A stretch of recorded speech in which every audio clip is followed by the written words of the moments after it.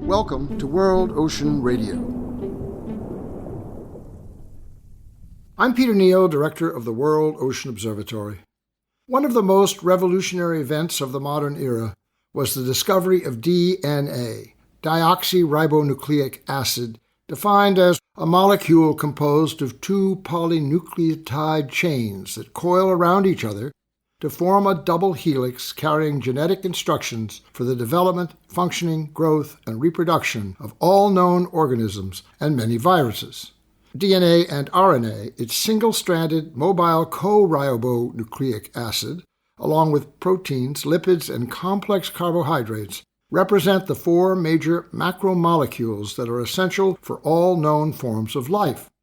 This discovery has led to astonishing progress in our understanding of the chemistry of all species, of the origin and working of disease, and of intervention, processes, and treatments that have cured illness and prolonged life. It has also led to the concept of the genome, the complete cellular compendium of billions of DNA pairs, in humans some 3 billion base pairs contained in a single cell. The identification and interpretation of this genetic code has opened the idea of nature to an encyclopedic catalog of its parts and their interactions that provide explanations and guidance to researchers studying how life works, fails, survives, or dies.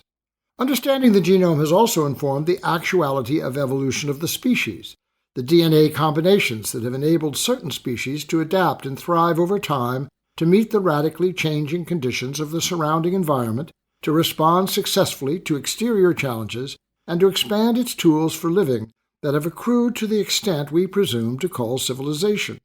From something so small and vulnerable comes an entity and organization so enormous, yet still so fragile, as adaptations on Earth, on land and sea, as knowledge accumulated for human survival. What do we do with what we know? DNA has triggered any number of technical, medical, and financial initiatives. GMOs, genetically modified organisms, for example, have had enormous impact on industrial agriculture. Seeds for crop variants like corn that are more resistant to disease with major increase in yield.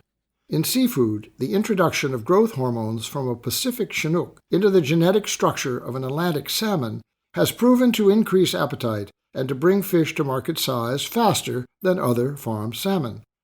There is also some evidence that such gene transfer can occur outside the lab. eDNA, loose in seawater, for example, transferring a genetic characteristic outside normal reproduction. In one controversial case, an antifreeze gene naturally passed from herring to smelt to help survival in extreme cold water. The financial implications are obvious, and research into eDNA in the ocean is growing in the form of seawater sampling data to be used to monitor and collect bioinformatics, stored and interpreted to monitor abundance and location of fish species, to inform regulators, protect overcatch, calculate quotas, and close certain areas to protect future population and conserve supply. The value to commercial enterprise is already revealed.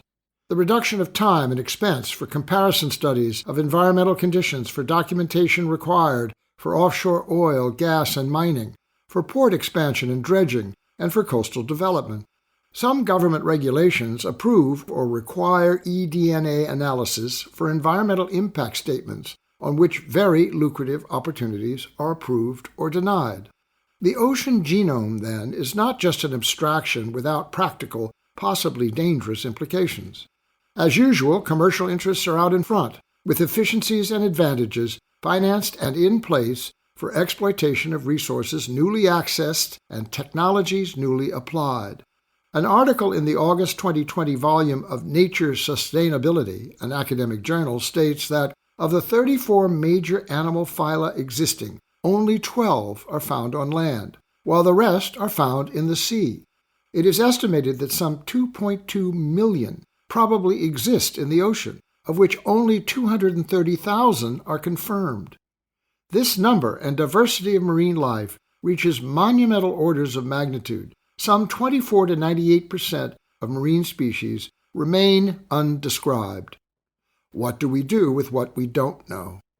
It is clear that we don't know a lot, and yet we are already hard at monetizing our ignorance to the advantage of corporate interest, private profit, and repeating the mistakes of the past by applied failed premises to the last great opportunity before us for the benefit of all humankind, as vast and deep and dynamic as the ocean itself.